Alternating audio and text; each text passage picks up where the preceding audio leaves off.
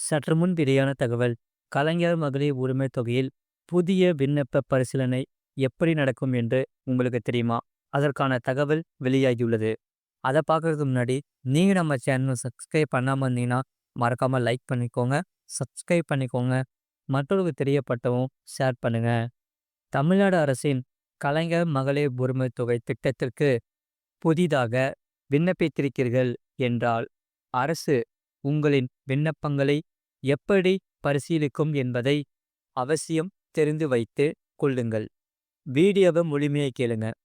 அதாவது, ஒரு விண்ணப்பத்தை பல வழிகளில் ஆய்வு செய்த பிறகே மகளிர் உரிமைத் தொகை பயனாளிகளாக அரசு சேர்க்கும்.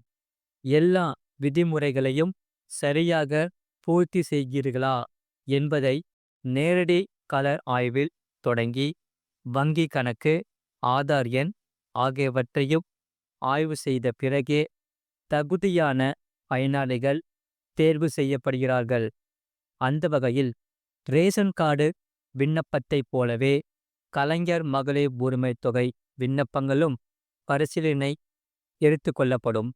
அதாவது, குறிப்பிட்ட தேதிக்குள் கொடுக்கப்பட்ட புதிய ரேஷன் கார்டு விண்ணப்பங்களையே அரசு முதலில் பரிசீலனைக்கு எடுத்துக்கொண்டு பல்வேறு கட்டணங்களாக விண்ணப்ப பரிசீலனை முடித்து புதிய ரேஷன் கார்டு விண்ணப்பங்களுக்கு தமிழ்நாடு அரசு ஒப்புதல் கொடுக்கும்.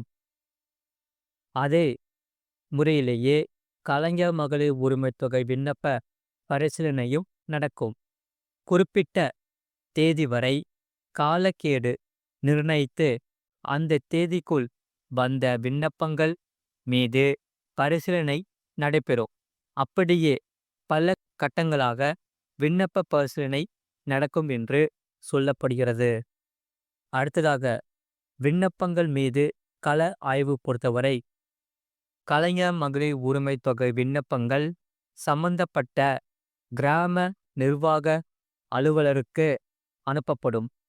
அவர் அந்த கிராமத்தில் விண்ணப்பித்த விண்ணப்பதாரர்களின் முகவரி, கொடுக்கப்பட்ட ஆவணங்கள் உண்மை தன்மையை உறுதி செய்வார்.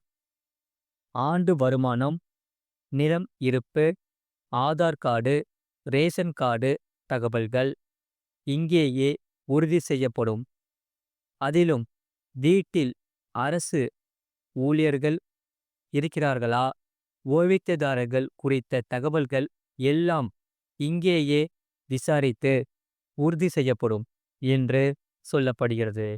ஆகையால் அதன் பின்னர் அடுத்த கட்டமாக வங்கி கணக்கு எண், ஆதார் எண்ணை வைத்து வாகனங்கள் ஏதேனும் இருக்கிறதா உள்ளிட்ட பிற தகவல்கள் உறுதி செய்யப்படும். அடுத்ததாக, எப்போது ஒப்புதல் கொடுக்கப்படும் என்று உங்களுக்கு தெரியுமா? அதாவது, ரேஷன் கார்டை பொறுத்தவரை குறிப்பிட்ட விண்ணப்பங்கள் மீதான பரிசீலனை முடிந்து அவர்களுக்கு கார்டு கொடுத்த பிறகே அடுத்த கட்டமாக பரிசீலனை தொடங்கும். ஆனால் இந்த கலைஞர் மகளிர் உரிமைத் தொகை விண்ணப்பங்கள் பொறுத்தவரை பகுதி பகுதியாக பரிசீலனை நடந்தாலும் பயனாளிகள் சேர்ப்பு என்பது ஒரே முறையில் நடந்து ஒட்டுமொத்த பயனாளிகளுக்கும் ஒரே கட்டமாக பணம் ரிலீஸ் செய்யப்படும் என்று சொல்லப்படுகிறது. ஆகையால் அந்த வகையில் பார்க்கப்போனால் புதிய விண்ணப்பதாரர்களுக்கும் விண்ணப்பங்கள் பரிசீலனை பல்வேறு கட்டணங்களாக நடத்தி முடிந்து ஒட்டுமொத்தமாக புதிதாக எத்தனை பயனாளிகள் சேர்க்கப்படுகிறார்களோ அவர்களுக்கு இதற்கு முன்பு ஏற்கனவே பயனாளிகளாக இருப்பவர்களுடன் சேர்த்து மாதம் ரூபாய் 1000 அரசு விடுவிக்கும் என எதிர்பார்க்கப்படுகிறது. அடுத்ததாக, எப்போது ரூபாய் 1000 ஆனது கிடைக்கும் என்று தெரியுமா? அதாவது, தமிழ்நாடு முழுவதும் புதிதாக கலைஞர் மகளிர் உரிமைத் தொகை திட்டத்திற்கு கொடுக்கப்பட்ட விண்ணப்பங்கள் மீது பல கட்டணங்களாக விசாரணை நடத்தி முடிந்த பிறகு குறிப்பிட்ட பயனாளிகளை அரசு இறுதி செய்யும். அதன் பிறகு அந்த பயனாளிகளுக்கு ஆகும் செலவீனம் கணக்கிடப்பட்டு நிதி ஒதுக்குவது தொடர்பான முடிவுகள் எடுக்கப்படும். அந்த வகையில் செயல்முறைகளுக்கு எல்லாம் முதலமைச்சர் ஒப்புதல் கொடுத்த பிறகு எந்த தேதியில் இருந்து புதிய பயனாளிகளுக்கு மாதம் 1000 ரூபாய் விடுவிக்கலாம் என்பதை அரசு முடிவெடுத்து தேதியை அறிவிக்கும். ஆகையால் மாதம் மாதம் புதிய பயனாளிகளுக்கு 1000 ரூபாய் கிடைக்கும்.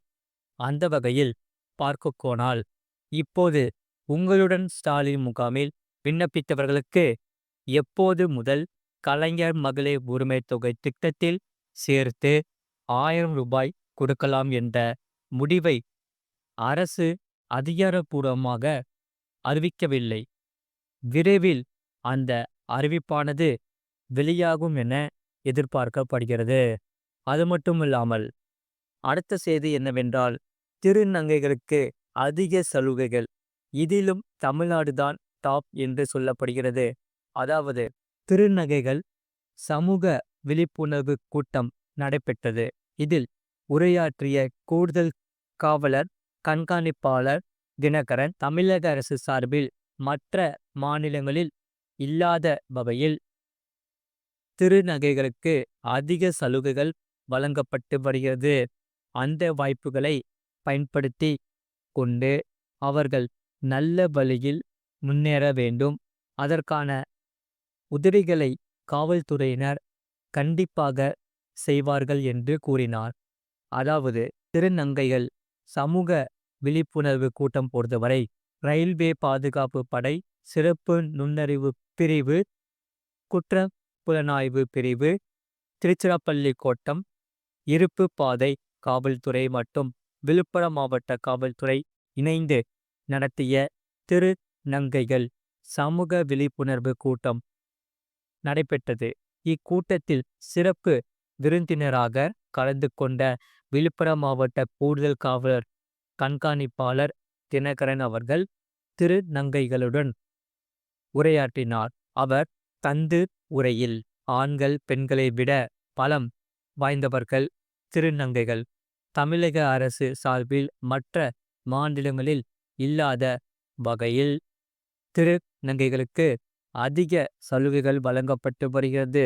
அந்த வகையில் அந்த வாய்ப்புகளை பயன்படுத்தி கொண்டு நல்ல வழியில் முன்னேற வேண்டும். மற்றும் பொதுமக்கள் உங்களை கடவுளாக மதிக்கிறார்கள். அந்த மரியாதையை உயர்த்தி கொள்ள வேண்டும். ரயில்களில் பயணிக்கும் போது பயணிகளுடன் அத்துமீறும் செயல்களில் ஈடுபடக்கூடாது.